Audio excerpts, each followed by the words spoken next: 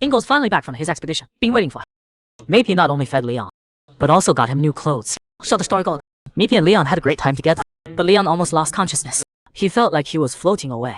He couldn't feel any pain anymore. Just pure happiness. But Leon didn't give up. It was all worth it. After who knows how long, Leon woke up alone on the couch with a sharp pain in his head. Meipi gave me way too many antacid tablets. I can't remember anything that happened. But the glowing earring told Leon that the details didn't really matter. He'd already accomplished what he came for. Then Leon figured he'd just head back. But his whole body ached. Even though Meipi cleaned up after, Leon decided to wash up once more. Suddenly, something caught Leon's eye. A brand new outfit. Gotta say Meipi is the best of the four of them at this. But the surprises didn't stop there. Leon paused again and found a magic stone and potion on the table. Leon stared at the potion in his hand. Does Meipi know something?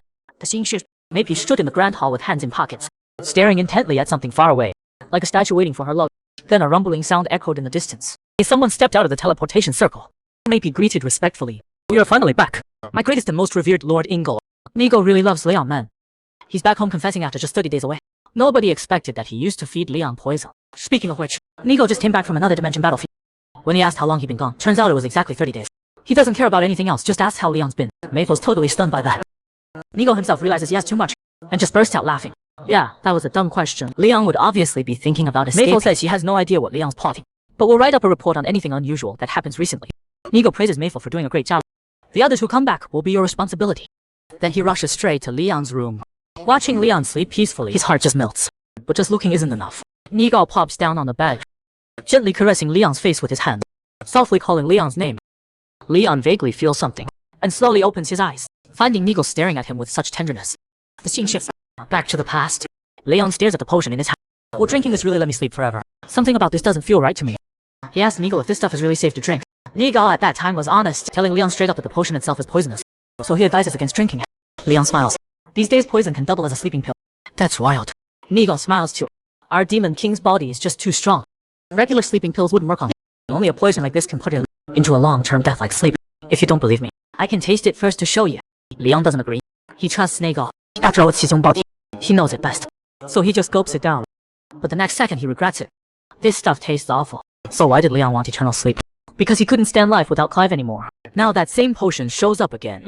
Leon thought it could come in handy. But those four guys basically never eat. Of course that black mouse is easy to fool. He's just afraid he'll get eaten if it fails. But what he can't figure out is Mayful entrapment fishing? Why would he put it right in front of me? Leon ponders these confusing questions, and gradually falls asleep. When he jolts awake, he's totally, why is Nigel grinning at me like an idiot? Before he can figure it out, Nigel links their pinky fingers, and says something so sweet it kills him. I missed you so much. Nega's sweet talk couldn't move Leon's heart, so Nega got mad and made a move. Leon ended up suffering for it. As the saying goes, Negar said affectionately that he missed Leon. This unexpected kiss caught Leon completely off guard. His face turned red. He quickly pulled it, asking Negar what she was doing. You didn't even say you were back, and you just waltzed into my room. Leon was a little annoyed. Seeing this, Negar apologized gently, saying it was an accident coming in, but he couldn't help himself. I just couldn't wait to see you. After Negar finished, he asked Leon, did you miss me? Although these sweet words touched Leon for a moment, Leon, who already belonged to someone else, suddenly pushed Negar away. What's wrong with you? You just got back and you're acting crazy. You're giving me goosebumps. Did you get corrupted this month or something? Negar was taken aback. But it wasn't strange that Leon would think that way. After all, time moves differently in two different dimensions. He actually hadn't seen Leon for 2 years. Although 2 years wasn't much for beings as long-lived as they were. 2 years without Leon felt like 1,000 years. Leon couldn't take it, his whole body trembling, begging Negar to stop. But how could Negar stop? This was the first time since he met Leon that they'd been apart for this long. So Negar threw himself at Leon, making him say he missed him too. But Leon just laughed. I don't know what you're hoping for. Even if I didn't see you for 100 years, I'd never say it. What are you gonna do about it? Negar wasn't happy. I like your arrogant attitude, but not right now. Since sweet talk doesn't work, if you won't use your mouth, I will. Leon finally turned his head away reluctantly. But the victorious Negar looked like he'd struck gold. Suddenly, Negar discovered something, and lifted Leon's earring with his hand, murmuring meaningfully, you're wearing it again. Leon shouldn't have to do whatever Negar asks, just because he won't switch out his earrings. Earlier, Negar asked Leon why he was wearing old earrings. Leon arrogantly told him it was none of his business. But Negar wasn't upset. He said he found a gem in another dimension that was just as beautiful as Leon's eyes, and he wanted to make more gorgeous jewelry from it. Whether it's earrings or a necklace, he could make anything Leon wanted. He just hoped Leon would take off those earrings and wear the jewelry he made instead. But everyone knew Leon had the biggest mouth in the Demon King's castle. So without hesitation, he smacked Nigel across the face. This time, Nigel didn't go easy on him. He grabbed Ling's pointy ear and squeaked it hard. 伤心恋要进pain. Stop it! I'm gonna scream my head off. He realized Nigal was serious about the earrings when he went after his ears like that. Nigal smiled and said he was really hurt by Leon's thoughtless rejection. Are those earrings really that important to you? Leon was so mad he started shaking, but he didn't know what to say. It's wrong, his ear might not survive. Nigal was losing his patience and decided to just rip them off by force. Leon panicked and shouted no way. He said it 3 times to really drive the point home. He'd agree to anything else Nigal wanted. Then he grabbed Nigal's hand and begged him not to take them. Nigal couldn't help but laugh. He asked again, did he really mean anything, even if it's what I mentioned before? But you said I couldn't have that even in 100 years. Leon was fed up with Nigal's games. So what do you actually want? I'm not the all-powerful demon king anymore. There's not much I can give you. But Nigal had already decided. He told Leon not to worry and said let's blow bubbles together. Leon was not happy. He didn't expect protecting his precious thing would mean doing something like this. Nigal told him to do it right, or the deal's off. Leon cursed under his breath but asked politely, is that enough? But Nigal said he had more demands. Tusk. Leon was completely unwilling, but he had to ask anyway. Nigal got a kick out of it. It wasn't quite what he'd asked for before, but he still praised Leon for doing great. To keep Leon's seeds hidden, you block them with ghost pep. Ingal knows all about the earring's secret. She just gave Leon too much indulgence. Back then, Leon wanted to dye Ingal black, but he didn't understand Clive existed yet. He was a little shocked at first, but he figured as long as Leon was happy, that was fine. If Leon wanted it, he could change any time. But Leon ended up giving up. He threatened to kill him if he changed, dragged out the magic armor, told Ingal to leave, and wanted to be alone. Ingal didn't understand but didn't ask questions. She told Leon to rest well and left his chambers. She felt oddly irritated. Why are all these annoying things piling up lately? Life on this land grew wild and carefree at first, though it evolved into categories over time. She'd never seen anyone with horns so pitch black, elegant, and beautiful. Leon clearly hates non-human things, yet he claims to like cool horns. Horns, black color, Clive, putting it all together really bugged her, enough to make her smile despite herself. Later, after training ended, Ingal called Leon to wake up for porridge. She gently helped him up and had him drink to ease his hunger. Leon hesitated a bit but then gulped it down eagerly. But Ingal noticed Leon was dripping while drinking, so her hand instinctively caught it. Leon asked what she was doing. She's exhausted now. Ingal said to let him rest easy, she just can't stand wasting food. Well, Leon was really tired. He just said if she kept messing around, he'd chop her up. The next second, he closed his eyes and fell asleep. Ingal couldn't believe it. She didn't want to do anything. She just wanted to poison Baz. Leon is fickle, but he always carries it. Even though the source is annoying, Ingal knows Leon's wish can't come true, so she tolerates this level of rebellion from him. Leon might be pregnant and wanted to kill himself, but he held back for Clive's sake. Just when things had calmed down for a few days, he ran into that horny freak Duzix. By the way, Mephistopheles was supposed to give Leon a physical exam. Surprisingly, the exam was pretty thorough, but as it went on, Mephistopheles got this serious look on his face. Leon saw that and asked what was wrong, immediately thinking about the baby. But then Mephistopheles just smiled and told him not to worry for now. That made Leon mad. He gave such a vague answer. When he got angry, his stomach started hurting, and it's been getting worse. Damn it! Leon was worried he might be pregnant, but there's no point worrying about it now. What's funny is I'm only just getting mad about it now. I guess I wasn't really ready for this. Even though it looked like Ingal gave me a choice back then, the truth is I lost my power, and had no choice at all. I've thought about ending it all to escape, but I can't die before I find Ingal. I need him to tell me himself why he left without a word. Leon pulled himself together, and was just putting on his robe to leave when his body suddenly stabbed with pain. He glanced down and saw blood on his leg. Leon's face went sad. It looks like time's running out. This shower, Leon looked around and found everything quiet and peaceful outside, completely opposite of how anxious he felt. These past few days have been so peaceful. Bailey disappeared. Ingal is asleep. Mephistopheles is busy researching. Leon finally got some quiet time. But just when he was starting to feel bored, his body suddenly tensed up. Leon spun around to look, but didn't see anything. At first he thought it was just his imagination from being in a bad mood, but now he's sure someone's following him. A weak little thing like you shouldn't be wandering around like this. It was that freak Duzix. Even dogs can't stand him and Leon can't eat her. But of all people Leon had to run into, Duzix saw Leon's uncomfortable look, but didn't back off. He just stepped closer. You smell pretty ripe. Leon snapped back. That's your stench, not mine. Got out of the shower. But Duzix said a shower won't wash away that red smell. That's why you've got all these flies buzzing around you. Leon shot back. You're the horny beast here, not me. But Duzix wasn't ashamed at all. He was proud of it. He grabbed Leon and pulled him close. Let me show you what a real man does. Leon's actually gonna have a baby. Everyone, guess whose it is? Word was, Duz wanted Leon to be a gentleman, and Leon actually swallowed the rat juice. Duz mocked Leon for being shameless, but this time I didn't steal anything. Since you want it so bad, the rest can wait for me to come back and finish it. Leon turned away and didn't want to deal with him. The way Leon looked in the hot pot made Duz like him even more. He kept saying as he left that he'd be back soon. Leon plopped down on the ground. What the hell is wrong with this body? I definitely wasn't expecting it. Definitely didn't feel disappointed. The scene shifts to Mephistopheles' study. Hearing the door creak open, Mephistopheles asked, leaving already? Bailey nervously said it's enough, or is it not? Mus replied, of course it is. If there's anything unusual, you can find me anytime. After Bailey left, Mephistopheles fell into thought. When checking Leon's body not long ago, he found signs of fertilization in his breeding chamber. Although that didn't lead to pregnancy, and despite resolving the rejection, the exact cause wasn't determined, so no real measures were taken. The assumption was that it was Leon's racial characteristics. Later, the materials he consulted described it like this: if your partner is a race given only a short lifespan, then even abandoning their own power, they would stay with them to the end, and all that. But Mephistopheles didn't believe that explanation. He thought it was more about frequency, the maturity of body organs, or mental acceptance. Of course, the most interesting part hasn't come yet. I've set all this up for you, so you're not gonna do nothing, right? Scene shift to Bailey's side. He was uncomfortable the whole way. Although the seals on his femmes were the same as before, they felt heavier, like his body was being forcibly stuffed into an ill-fitting box. Every inch of his skin felt bone, piercing pain, and Bailey couldn't help but think of Leon. Just catching a whiff of his scent could make the pain disappear.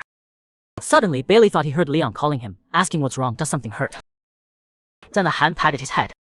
But Bailey asked who was in front of him. Leon wouldn't be this affectionate.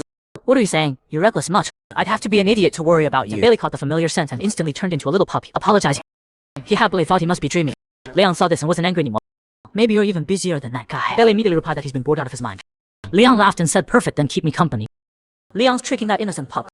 How the blender break just from touching water. Like I was saying, Leon asked Bailey to hang out with him. Turned out it was just to grab food again. Leon felt bored being alone, so he asked Bailey to come along. Thanks so much for saying yes right away. Bailey told Leon not to worry about it. I'm actually honored to keep you company. Leon broke into this mysterious smile, and then Bailey got all shy and looked down. This was the first time Bailey saw Leon like this, and it felt weird and unfamiliar. Like maybe he was hallucinating from feeling sick. Then Leon kept talking about how he didn't actually hate eating. He just loved all the desserts after. Today's chocolate tastes really sweet too. Bailey, you like cake, right? Want to try some? But Bailey turned him down, saying he couldn't eat anything right now. That left Leon kind of speechless, so he just ate it himself. He asked in disbelief. Then he stared at Bailey for a while, and then asked, is it because of that? Innocent Bailey sweetly asked, because of what? Leon pointed at his own mouth. Your mask's silly. I haven't seen you wear one indoors in forever. Bailey quickly covered his mouth, embarrassed. I'm sorry you have to see me like this, but it's actually something else. Leon asked what kind of something else? But Bailey just stammered and couldn't explain. Leon right away grabbed Bailey's head. You can't tell me. Then, while Bailey froze, he pulled off the mask. The second the mask came off, Bailey felt like he was in danger. I gotta put it back on quick. I can't let myself today. But then Leon called him back. Bailey wants some strawberries too. I think they taste great right now. Bailey's heart started pounding like crazy, and then he completely lost it and started eating. Leon was so shocked he almost cried, but somehow Bailey's vision got all blurry, and his body went limp, and he just collapsed onto Leon. So what do you guys think happened? Turns out Leon's earrings were made from Clive's own body. Clive even showed Leon his true form. Earlier, Leon had attacked poor little Bailey the doll. Watching Bailey collapse, Leon's memories flashed back to the past. It was the first time Clive put earrings on Li Yang. Clive asked Leon, does it feel uncomfortable? Leon obediently answered no. Then he asked curiously, why are you putting earrings on me? And Clive told Liang this jewelry came from a part of his body, and once worn, no demons would get close to him. Was shocked and worried, he asked, are you okay? He spun around Clive, trying to see where the jewelry came from. Welcome to Clive, grab a Liang. What's with all the spinning? Liang explained he wanted to check if Clive was injured, but Clive told him to relax, I'm not hurt. Even if I was, you couldn't help me right now anyway. Liang felt sad, sorry. I know I'm useless right now. But if you're hurt, it breaks my heart. Clive hesitated, then gently reached out and tousled Liang's hair. Come on, let me show you something. Clive took Liang to a dark pit and jumped in with him. It was deep. They fell for a while before hitting the ground. Liang didn't expect a place like this. It's so dark. What are we doing here? Clive told Liang to look over there. Liang was stunned. What is that? Clive said, you were worried about me getting hurt, right? That's why I don't worry about my body. This body is just a form I control with my mind. Even if it gets damaged, it doesn't matter, because my real body belongs to someone else. Poor little Leon finally came back, bringing his dark moonlight slice with him. Clive slowly opened his eyes, after having another annoying dream. Then he suddenly stopped rubbing his eyes. Turns out Leon was lying right beside him. He was sleeping so soundly, but Clive acted like he wasn't happy about it. Was he really just waiting for me to wake up? Clive stretched out his big dark head. He gently poked Leon. It looked like a sweet reunion after being apart, but the next second he flicked him on the forehead. Leon thought something was wrong, but when he saw Clive, he froze. Why do you always sleep in my bed? I already set up a place for you. But Leon didn't bother answer. Seeing Clive just made him happy, though he got a little mad after thinking about it. That's all you say after not seeing me for so long. Why'd you flick my forehead anyway? Clive told Leon to stop changing the subject. Leon just hummed, saying he didn't know anything. Is there a problem? It's not like you ever wake up anyway. If you don't like it, I can sleep on the floor. Clive, who wasn't good at talking, was left speechless. He wondered if this little guy had any sense of boundaries. He'd been getting more and more reckless lately. If only he had some awareness of it. Clive looked at the proud Leon. It seemed Leon never even thought about hiding it. Clive never expected after saving him Leon would become so clingy. The scene shifted and Clive fell into a mess. Blood was flowing everywhere. The source of the blood river was a massive black dragon. Soon the blood started moving. Then it somehow became a big dark figure. I finally succeeded in creating a human body. but it's still not very stable. This is so pathetic. It's why I ended up like this. The scene shifts again as the mysterious figure gives knowledge. I don't know who came up with the term necessary evil, but it fits you perfectly. Since ancient times, all self-aware beings are selfish. But no matter how similar their consciousness is, no two are exactly the same. Individuals with different personalities can't merge. No matter how hard you try to guide them on, some will always go astray. And when those free-spirited individuals finally unite, they become a force that crushes all evil. But what if a single evil could unite all the other selves? Wouldn't that be even better? And Clive, you're that necessary evil. So it turned out Cliff gave the rest of his life to Leon, and from then on he had to be a mother, a father, and a husband all at once. This story starts from the day Cliff was born. The god of Cliff's original dimension created the world, but he was too lazy to manage it. So he created managers with the ability to act as proxies and distributed his power to them. Cliff and that other guy were two of these managers. Unless the dimension was about to explode, they usually wouldn't interfere in the world of mortals. But that other guy liked to observe the mortals and secretly used his power to meddle in their lives. He gradually altered the mortal's subconscious until things got out of hand. He claimed he meant no harm to Cliff, but blamed him for looking so scary. Using that excuse, he spread the word that Cliff was an evil god and convinced the mortals to take him down, even giving them special powers to do it. That's how Cliff got banished from his original dimension. Cliff thought he'd just wander endlessly through the void and die, but somehow he managed to survive. Was this broken body even worth calling life for someone as powerful as him? At first, all Cliff felt was rage and the constant urge for revenge. But the priority was getting his strength back. So he set up a base somewhere in this new world and hid his true form. Then he figured out how to use the power of this new dimension. But the new world had nothing. Still, Cliff didn't give up. Because this place was where all the trash gathered, it could make him stronger. The great things require great trials. But instead of getting stronger, he could barely escape now. Just as Cliff was losing his grip on sanity, something caught his attention. How did life form in a dimension that had no life? They even gathered together and built a civilization. He wondered if he could open the dimensional gate, and controlling the dimensional power, sure the man is right. But it was strange. There was such power here, yet no manager or god. Achieving this much in a place with no hope was incredible, by any measure. Before he knew it, Cliff was thinking about giving up his revenge. Because if he got revenge, he'd really become the evil god that other guy called him. Rather than let himself be played like that, he'd rather just disappear here. It would be a small gift to the creatures living on this land. So Cliff sank deeper into despair. Time passed without him noticing. Then suddenly rocks started raining down from the cave ceiling. He first thought a monster had broken through his barrier. So Cliff went out to check what was happening. To his surprise, he found a little cutie lying on the ground. Felt a connection because they seemed to be in similar situations, so he saved him. But Cliff immediately regretted it. After all, this land was way too barren for someone weak. But that cutie's will to survive touched Cliff again. I will not die, I have to survive. So Cliff gave the rest of his life to that little cutie Leon. And from then on, he became a mother, a father, and a husband all rolled into one. Leon dreamed of Clive's affection, not knowing Clive was about to leave. Last time we talked about how Clive gave his life force to Leon, and while Leon miraculously survived, staying alive on a land crawling with hungry monsters was another problem entirely. If something as tasty as Leon got eaten, all of Clive's effort would be wasted. So Clive decided to teach Leon more, including his most powerful magic. Though Leon trained hard, after holding it in forever, he only managed a spark. Leon happily showed Clive what he'd done, but Clive was confused, asking what power Leon had secretly used.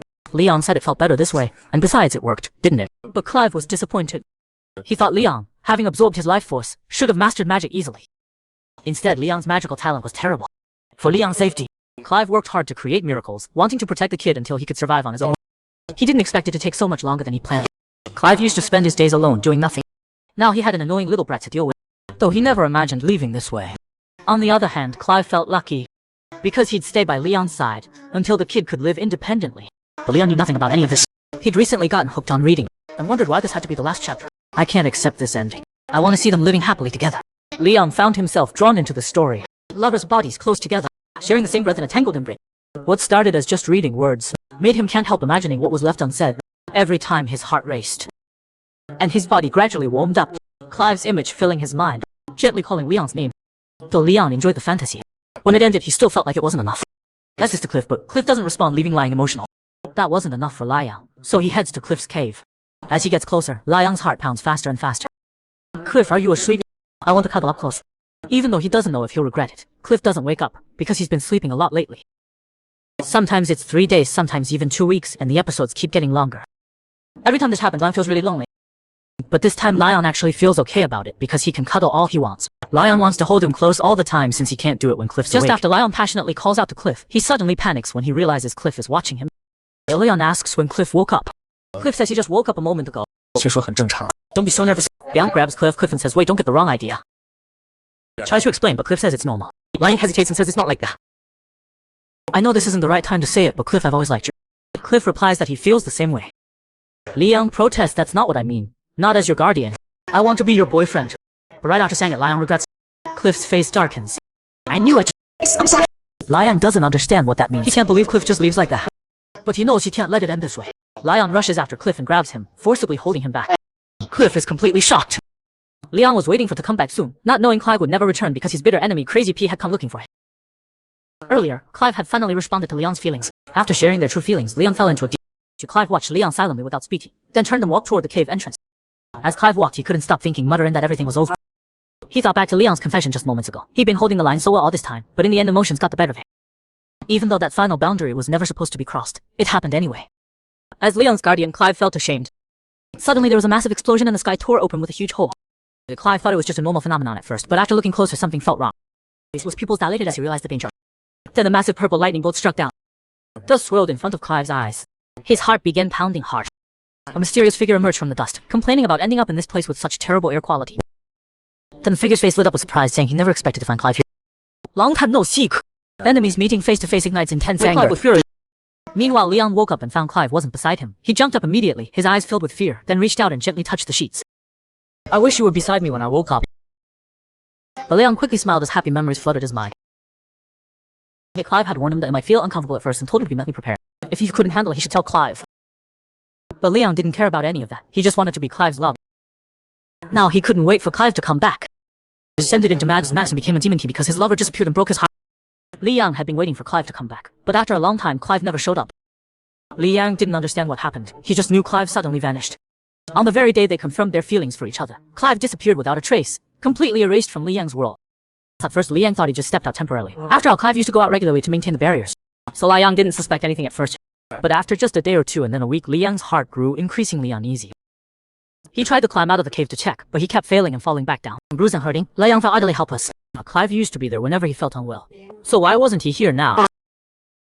Liang refused to give up. He had to confirm that Clive's main body was still there. As long as his main body existed, he would come back. But the massive foam that had once been there was gone. Liang collapsed to his knees, it was gone. In silence, he asked himself why. To understand, Liang's tears flowed without end. Suddenly, Liang's pupils dilated and his chest began to ache. Liang didn't know why it hurt there. Though there was no wound, the pain was suffocating, like his soul was being ripped away. This relentless agony tormented Liang. Just as his sanity was being completely consumed, Liang found a way to ease the suffering. In the moment of taking a life, it felt like his soul was being extracted. Though Liang's emotions grew numb, the pain gradually began to fade. So he continued to kill. And in doing so, he became a demon king. Liang refused to let himself fall. He seized the chance to feed Billy and escape. This episode starts before Billy goes haywire. Liang bursts through the door with attitude, muttering damn under his breath, rips off his battle cloak, and crashes onto the bed. That had to be a hallucination. He actually felt regretful. That's totally out of character. Suddenly, Liang flinches and shifts, sensing something's off. It's acting up again. This infuriates him, and what makes it worse is he can't control it himself. He'd beg anyone for help at this point. Liang feels like he's losing it. How else could he sink this low? Even if it's just a fleeting thought, Liang's ashamed beyond measure. Sure, he's lost his magic now and those guys treat him like a toy, but he's still confident his mind won't break. He can endure any kind of pain, but in a situation where he should be suffering, Liang feels pleasure instead. Though Liang doesn't understand why this is happening, he knows he'll really lose it if this continues. But Liang can't let that happen. He pulls open a drawer and grabs a magic potion. He hasn't saved up the magic he needs yet, but now's the perfect time to escape. If he misses this chance, there probably won't be a better one. Inigo's asleep right now. Dark Potato left the castle, and Mayfei acts like she doesn't care. An escape opportunity this perfect won't come around again. But no matter how he looks at it, this is like a trap Mayfei carefully set. Still, even knowing it's a trap, Liang has no choice right now. Potion he originally planned to give Dark Potato. Looks like you have to give it to Billy first. But how's he supposed to get Picky Bailey to drink it? The only solution left is Liang himself. Liang knocked out the young wolf. He thought he'd escaped successfully, but it turned out Mayfei let him go on purpose. Only Ingo got really mad. Earlier, Liang used himself as bait with the drug and Bailey fell for it. Even though it took a while, Bailey finally passed out. Liang didn't feel guilty about it. Bailey had done things to hurt him too. He saw this as payback to himself. Liang's plan was simple. Still asleep, only Mayfei was watching the Demon Emperor's fortress. But Mayfei was willing to let him go anyway. After dealing with Bailey, he could escape easily. As for where to hide once he got out, he'd remember when he saw the earring. Cliff had set up a barrier there. Even though the barrier fell apart after Cliff left, letting those invaders slip in. But somehow, the place where Cliff's main body was sleeping kept running fine. I hide there. Nobody can find me. Even if they do find me, I'll have enough time to react. I can cross dimensions or use space-time rifts. I hope I never see any of you again. The scene shifts to Ingo waking up. His first thing is to call for Mayfei. Mayfei's been waiting. My lord, you've been asleep for a week. It was shorter than Ingal expected. He thought there was nothing to confirm, but then he couldn't sense Liang's presence anymore. Mayfield didn't seem to care at all. He's probably escaped by now. Escape? Ingal was confused. If he escaped, we should have noticed right away. Unless you let him go on purpose. Mayfield admitted it freely, that's right. The next second, Ingal grabbed him by the throat and asked why he did it, looking vicious like he was about to kill him. Nigar had real feelings for Leon, and Bailey got not just deceived but abandoned. Nigar had her hand around Mayfeather's neck, demanding a reason to let her lie. Mayfeather explained that Leon was susceptible to mental influence, but mental magic doesn't work on him. Although he can't resist physical pleasure, his mind is as hard as diamond. So I just dangled hope in front of him first, then grabbed him and pulled him into the abyss. Besides, he would have run away eventually anyway. Since that's the case, better to keep him under control. Nigar let Mayfeather go after hearing this. Even so, you should have just watched quietly instead of scheming behind my back.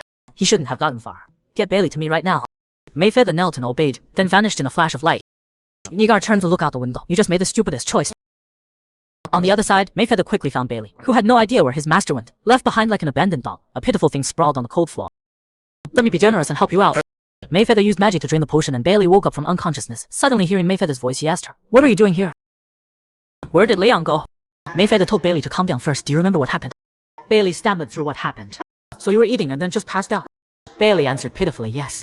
Mayfeather called Nigar over. "Look at this, looks like Leon put it on himself." Nigar asked where it came from. Mayfeather said shamefully, "It's my lab's management oversight." Nigar wanted to blow up, but right now the priority is catching Leon. So your punishment can wait till later. Bailey, I'm ordering you to find Leon's trail even if you sniff your nose raw. The second you find any clue, report it to me immediately. If you can't find Leon, I promise you'll go back to crawling around on all fours. Bailey left. Nigar turned back to Mayfeather. "Looks like you went through a lot of trouble to let Leon escape. What's your real purpose going to all that trouble?" Mayfeather replied, "My goal's the same as yours. I just want this land to flourish. I just took a shortcut without your permission and I apologize for that." Nigar said she'd let it slide this time, but the same warning I gave Bailey applies to you. Mayfeather smiled on the surface and said she'd remember it, but secretly she thought, just as I suspected, Nigar's rationality has completely broken down. She still doesn't realize it's just a breathing tool. No matter what, I have to set things straight. She spotted the dejected Bailey and broke into a wicked grin. Mayfeather just full with concern. "What's wrong?" Bailey replied, "Nothing. I just can't wrap my head around it." Mayfeather told Bailey, "And not only were you deceived, but you were abandoned." Bailey's mind exploded. He couldn't believe he'd been abandoned. Mayfeather egged him on. "Leon ran away knowing it would cause you trouble, but he left you behind anyway. Doesn't that mean you mean nothing to him?" Leon barely managed to escape, but Bailey caught his scent and tracked him down. Apparently Mayfair had poisoned Bailey's mind, telling him Leon was worthless. The innocent pup was furious, and Leon wasn't doing much better after running away. With his magic depleted, he was gasping for breath. A distance he used to cover in one breath now took him half a day. Leon realized that escaping wasn't the end of it. He had the hunt monster to replenish his magic. He used to naively think he could live freely without magic.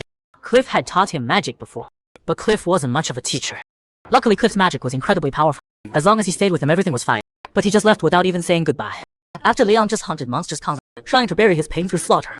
But he ended up absorbing massive amounts of magic, which filled the emptiness in his soul, and made Leon incredibly powerful. Before long, Leon found himself at their old home, the place he'd completely destroyed. When he first moved into the castle, he used to come back here often, clinging to the hope that Cliff would return. But later he realized how pathetic and disgusting that behavior was. So he blocked the entrance and swore he'd never come back. Never thought he'd end up running for his life here. Suddenly his stomach growled loudly. Even though no one was around, Leon's face turned red. He just dropped down on his back. Damn it, he was so hungry he couldn't. Food didn't keep well, so he didn't bring anything when he left. Looks like he needed to rest a bit first, then go hunt some game. This would become his daily life from now on. He had to rely on himself for everything. Half asleep, Leon closed his eyes. Not long after, he suddenly jolted awake. He jumped up momentarily confused about where he was. After 2.5 seconds, he remembered he'd escaped, and he caught a strong smell of blood. Suddenly that mad dog Bailey appeared. Leon didn't want to think about how bad things went. Well, Leon managed to escape. Is Bailey a wild dog or a good Last boy? Time we talked about Bailey finding Leon. Before that, he didn't believe Bailey. My fate told him to calm down. This isn't the time for that. The situation is really unstable right now. He should be punished for taking off his mask with his sense of smell. So let it slide this time. He still has a job to do. After getting his orders, Bailey started looking for Leon. He ran like a crazy dog the whole way. The damaged bracelet couldn't take it. Not then, crack is shattered completely. Bailey thought it had never broken before. While he was licking the blood, he suddenly stopped. A unique scent drifted over. It was Leon's scent. No matter how far Bailey could find Leon with it. Just one whiff and Bailey got his direction. With one chunk, Bailey was gone. Bailey's sudden appearance scared Leon half to death. He knew Bailey would definitely find him. But he didn't expect him this fast. When Bailey first saw him, he wasn't angry at all, just really happy. Leon is here after all. Come back with me right now. The road back to the castle is too dangerous. But no matter what, we have to go back. But Leon threw a handful of dirt at him. Then he turned and ran away. Leon knew he couldn't outrun Bailey with his current power. He just wanted to buy some time. But Bailey caught up in less than 2.5 seconds. So where are you headed? Leon looked back and was totally panicked. He hit the gas and changed direction. Ooh, she disappeared. He ran like his life depended on it. The finish line was almost here. Suddenly, boom. Bailey caught up again. Leon saw how dangerous this was getting. He didn't even care how much magic he had left. Even if it drained everything he had to push through. Leon tried to use seduction on Bailey. but Bailey wasn't falling for it. Leon was determined to push through no matter what. Bailey saw he wasn't stopping, so Bailey had to block him with a punch. Luckily, Leon reacted fast enough, but he still got knocked back. He was hurt pretty bad. His coughing made everyone feel for him. Leon's arm went numb. His bones weren't crushed though, but the impact damaged his insides. Bailey panicked asking if he was okay, but the exit was right there. Leon knew there was no turning back. He had to break through head on. He used his remaining magic to give hope. It was a risky gamble. Seeing Bailey's worried face, even though Bailey wasn't like that fool DS, I didn't have any other choice right now. Leon put on a pitiful look. Are you still mad at me? Bailey laughed a little and said just a tiny. Leon said sorry, I had my reasons. But Bailey still thought he went too far. If you told me sooner, you wouldn't have gotten hurt. Leon said yeah, you're right, it's my fault. Can you help me up? I can't move right now, I need to rest. Once I get my strength back, we can head home together. Bailey got really happy hearing that. He quickly reached out to help Leon grabbed Bailey and pulled her close instead. Bailey's heart was racing. Leon said, I'm so tired, I'm all worn out. Let me lean on you for a bit. But Bailey said no way. You did this last time and then you ran off.